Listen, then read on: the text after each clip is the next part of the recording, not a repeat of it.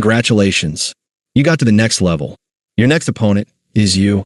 At first, it sounds almost unfair. After everything you've been through, after every obstacle you've overcome, after every mountain you've climbed, this is your reward? To fight yourself? But perhaps that was always the destination.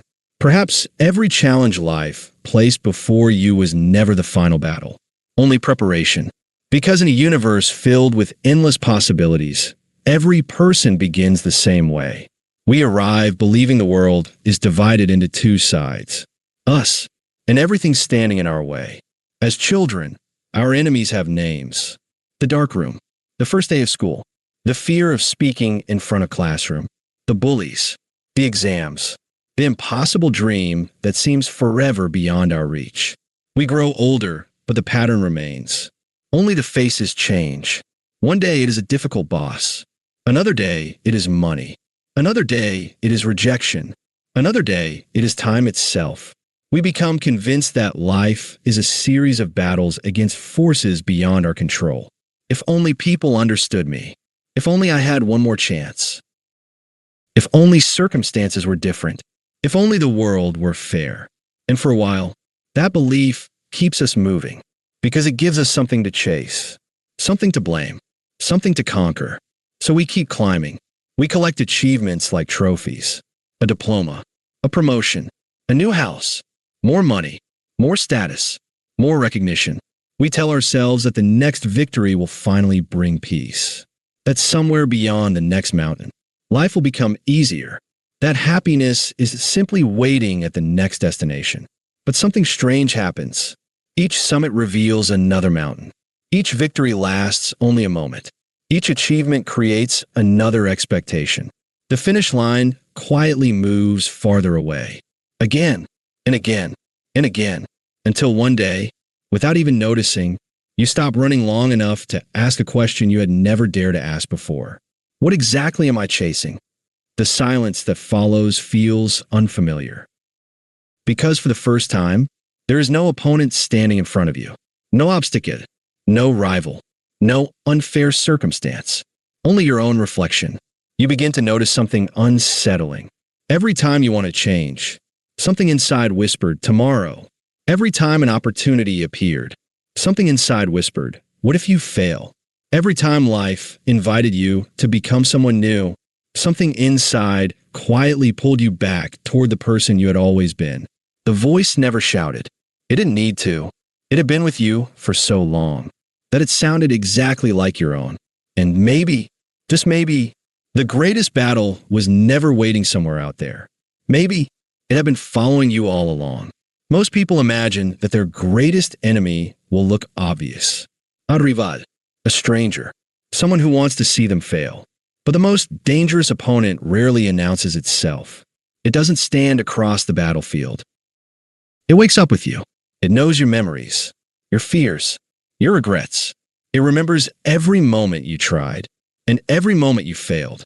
It remembers the words that hurt you years ago, the opportunities you didn't take, the people you lost, the dreams you quietly abandoned. And unlike every enemy you've ever faced, this one never leaves. Psychologists have long known something curious about the human mind. It is not designed to make us happy. It is designed to keep us alive. Thousands of years ago, optimism could get you killed. Assuming every rustle in the bushes was harmless could become your last mistake. So the brain evolved to notice danger before beauty, problems before possibilities, threats before opportunities. Even today, long after the predators disappeared, that ancient system is still running. Only now, the dangers have changed. A difficult conversation feels like danger. Failure feels like danger. Being judged feels like danger. Starting over feels like danger. And without realizing it, the mind begins protecting us from things that were never truly life-threatening. It whispers, stay where it's safe. Don't embarrass yourself. Don't risk what you already have. People like you don't succeed. At first, those whispers sound reasonable, responsible even. But over time, they become invisible walls. You stop applying for the job. You stop approaching the person you admire. You stop creating. You stop speaking. Not because someone stopped you, but because you learn to stop yourself. This is what makes the battle so difficult. Your enemy doesn't lie to you completely. It simply tells you half the truth. Yes, you failed before. Yes, people rejected you. Yes, life has been unfair. But then it quietly convinces you that the past must become the future. And once you believe that, you no longer need prison walls. You carry the prison with you. Perhaps that is why two people can stand before the exact same opportunity and walk away with completely different lives. One sees possibility. The other sees certainty of failure. The world did not change. Only the story inside their minds. Maybe that is the cruelest part. The voice inside us wears our own face. It speaks with our own voice. It finishes our own sentences. After years of listening, we no longer question it. We simply call it myself. But what if that voice isn't who you are? What if it is only the collection of every fear, every disappointment, every belief you accepted without ever choosing? What if the person holding you back has been hiding behind your own reflection all along? Because the hardest battles are never fought with fists. They're fought in silence. One decision, one excuse, one forgotten dream at a time. No one is born doubting themselves. No child enters the world believing they are not enough. Those thoughts are learned, quietly, patiently, one experience at a time. A careless sentence, a painful rejection, a broken promise, a dream that ended before it even began. None of these moments seem powerful on their own, but the mind remembers, not because it wants to hurt us, but because it wants to protect us. It begins collecting evidence. Last time you trusted someone, you got hurt. Last time you spoke up, you were laughed at. Last time you failed, it was unbearable. So it makes a simple decision. Let's never do that again. And without realizing it, we slowly trade possibility for certainty. We choose the familiar pain over the unfamiliar future. Not because it makes us happy, because it feels safe. This is the strange paradox of being human. The cage can become so familiar that freedom begins to feel frightening. Perhaps this is why so many people stay in lives they have already outgrown, jobs that drain them, relationships that no longer bring them peace, dreams they quietly bury beneath routines. Not because they cannot leave, but because the unknown always asks a terrifying question. What if it becomes worse? The shadow inside us loves that question because it never needs to prove anything. It only needs to make us hesitate. One more day, one more excuse, one more year, until one day we wake up wondering where our life went. But shadows are curious things. They only exist where light exists. The very fears that hold us back also reveal what matters most to us. We fear rejection because we long for connection. We fear failure because we care deeply about what we create. We fear loss because we have learned to love. Our fears are not proof of weakness. They are proof of humanity. Maybe the shadow was never trying to destroy you. Maybe it was simply trying to keep you alive, using rules written by a younger version of yourself. Rules that once made sense. Rules that protected a frightened child, but now imprison an adult. And perhaps that is the moment everything begins to change. Not when the shadow disappears, but when you stop believing that it is you. Because you're not every fearful thought that crosses your mind. You're not every memory that refuses to let go. You're not every voice telling you to stay small. You're the one who hears those voices, the one who notices them, the one who, despite everything, can still choose. And maybe that has been your greatest strength all along. Not that you never carried fear, but that somewhere beneath the noise, there's always been something quieter, something stronger, something that kept getting back up, even when every part of you wanted to stay down. Perhaps that is who you really are. Perhaps life was never asking you to become fearless. Perhaps courage was never the absence of fear. Because fear will always return. On the morning of the interview, before you tell someone you love them, when you decide to leave the life you've outgrown, when you finally choose to become someone new, the voice will still be there.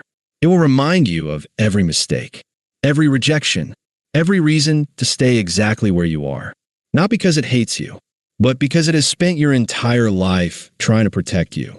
And perhaps that is the greatest misunderstanding of all. The final opponent was never a monster waiting at the end of the journey. It was the frightened part of yourself that believed yesterday's pain would always become tomorrow's reality. You do not win this battle by destroying that part of yourself. You win it by thanking it and walking forward anyway, because the goal was never to silence the voice. The goal is to stop giving it the final word. There will always be days when doubt speaks louder than hope. Days when staying still feels easier than taking one more step. Days when the mountain feels impossible to climb. But every meaningful life has been built in those moments. Not by people who never felt afraid, but by people who refused to let fear make their decisions. Maybe becoming stronger was never about defeating yourself. Maybe it was about becoming the person who no longer runs from themselves. The person who can look into the mirror and see both the dreamer and the doubter, the courage and the fear, the wounds and the healing, without turning away. Because acceptance is not surrender. Acceptance is where change begins. And perhaps that is what growing up truly means. Not reaching a place where life becomes easy, but reaching a place where you stop waiting for the perfect moment. You stop waiting until you feel ready. You stop waiting until the fear disappears. You simply take the next step again and again and again. Because every step teaches the voice inside you something it never believed. That you can survive uncertainty. That you can survive failure. That you can survive change. And with every step, the voice grows a little quieter.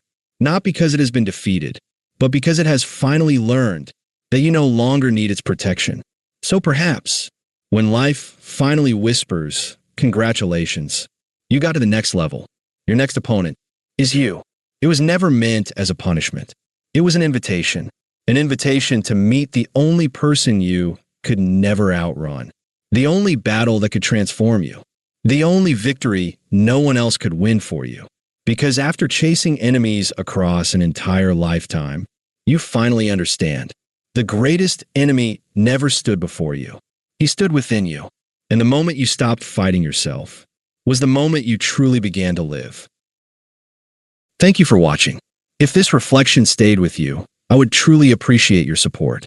Leaving a like helps this video reach more people. Subscribing means you'll join us for more conversations about philosophy, literature, and the quiet questions that shape our lives. And if this essay reminded you of a memory, a place, or a person, I would love to hear about it. Leave a comment below.